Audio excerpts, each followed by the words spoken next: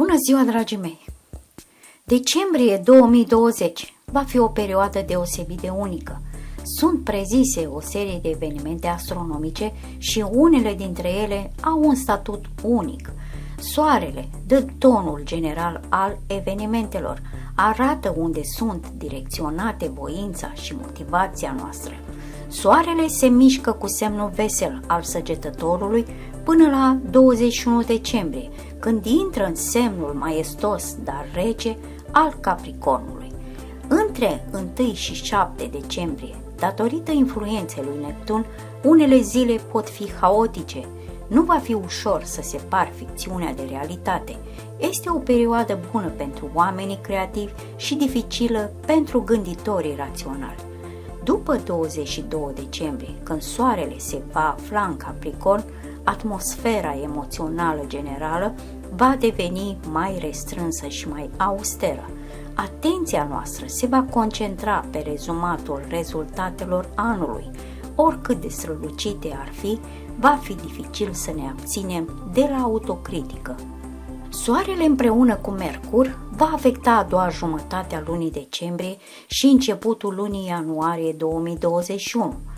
Mercur este planeta conexiunilor, contactelor, informațiilor, comunicațiilor, călătoriilor și tehnologiei. Eclipsa totală de soare, care are loc în timpul lunii noi din Săgetător, din data de 14 decembrie, va avea un efect pozitiv asupra educației, autorităților, dar trebuie să ținem cont de faptul că o eclipsă de soare poate umbri semnificativ efectul lunii noi.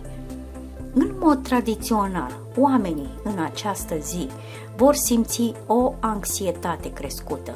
O exacerbare a tulburărilor mentale poate fi observată în societate. Noi, la fel ca strămoșii noștri, suntem complet dependenți de soare.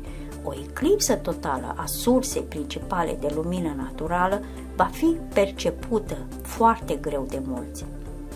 Cu toate acestea, un fenomen cu adevărat serios ne așteaptă înainte. Acesta este Marea Conjuncție, care va avea loc pe 21 decembrie 2020. Jupiter și Saturn se vor uni la 0 grade 29 minute vărsător. Astrologii cred că pe 21 decembrie, pe lângă așteptatul solstițiu de iarnă, va avea loc o mare apropiere a lui Jupiter și Saturn în zodia Vărsătorului. Ceea ce face ca acest fenomen astronomic să fie grozav este că planetele vor fi la o distanță apropiată una de cealaltă. Această conjuncție este asociată cu o schimbare a epocilor, cu o schimbare a relațiilor socio-economice, o schimbare a modului de viață și uneori, în general, cu o restructurare globală a societății. Luna decembrie se va încheia cu luna plină în Rac, pe data de 30 decembrie. Efectul său se va simți în primele 14 zile din ianuarie 2021. Această lună plină este importantă pentru semnul Racului în special. La lună plină, Soarele va intra în contact cu Mercur în Capricorn. Mercurul, planeta comunicării și a mișcării, va fi în limitări. Se pare că vor exista reglementări și restricții oficiale în ceea ce privește Crăciunul și Anul Nou, căci toate semnele vor afecta casa, familia și femeile din familie. Leul, ca întotdeauna, va fi relativ bine protejat din punct de vedere material. Știi cum să îți apreciezi privilegiul și să-l iei drept compensație pentru posibilele eșecuri din alte domenii. Nu îți imagina că viața a fost deosebit de grea și nedreaptă pentru tine. În schimb, numără-ți beneficiile. Dacă nu ești mulțumit de soarta ta, tu ești de vină. În decembrie vei fi bântuit de sentimentul că te afli pe un câmp de luptă și de parcă întreaga lume ar fi ridicată împotriva ta. Și deși vei încerca tot posibilul să faci pe plac familiei și să devii cel mai bun la locul de muncă, gospodăria și conducerea vor fi totuși nemulțumiți de tine. Activitatea viguroasă din prima jumătate a lunii va ajunge la recesiune și lene la sfârșitul lunii. Astrele te sfătuiesc, în ciuda tuturor vicisitudinilor vieții, să rămâi pozitiv. În decembrie vei fi preocupat de muncă, pasiunile vor dispărea până la sfârșitul lunii, armonia și înțelegerea reciprocă vor crește în viața ta personală, dar vor exista totuși multe probleme în afacerea ta. Astrele te sfătuiesc să nu iei încă decizii de investiții pripite. Fii atent la călătoriile lungi și dacă închei acorduri de cooperare, fii vigilent. Vei fi la mila furtunilor sentimentale, iubire la prima vedere, argumente, gelozie, totul va fi acolo. Singura modalitate de a limita daunele ar fi vizualizarea lucrurilor cu mult umor. Starea de spirit romantică te va bântui. Dacă ești căsătorit, poți risca să ai o poveste de dragoste la birou. În relațiile cu cei dragi, este recomandat să fii mai deschis și mai sincer. Orice minciună se va întoarce împotriva ta. În a doua și a treia decada lunii, ai grijă la certuri și confruntări.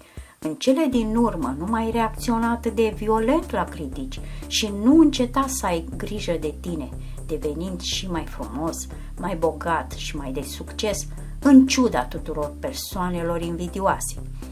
Acum e momentul să petreci mai mult timp cu persoana iubită, să mergeți la cumpărături împreună, să vă plimbați, să comunicați și să vă distrați. Dacă ești singur de anul nou, ar trebui să fii vesel și irezistibil. De fapt, toată luna vei avea noroc romantic. Aventurile tale vor fi multe.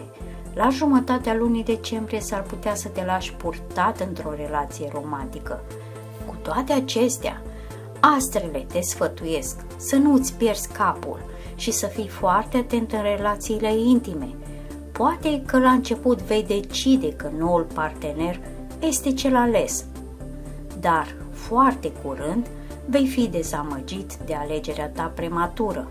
Există riscul de a face o greșeală începând o relație cu o persoană care nu ți se potrivește. Munca ta ar trebui să-ți aducă bucurii mari pe lângă câștigurile confortabile. La sfârșitul anului nu vei avea timp de distracție. A doua jumătate a lunii va fi dificilă pentru mulți reprezentanți ai semnului. În ciuda dispoziției romantice, va trebui să muncești din greu.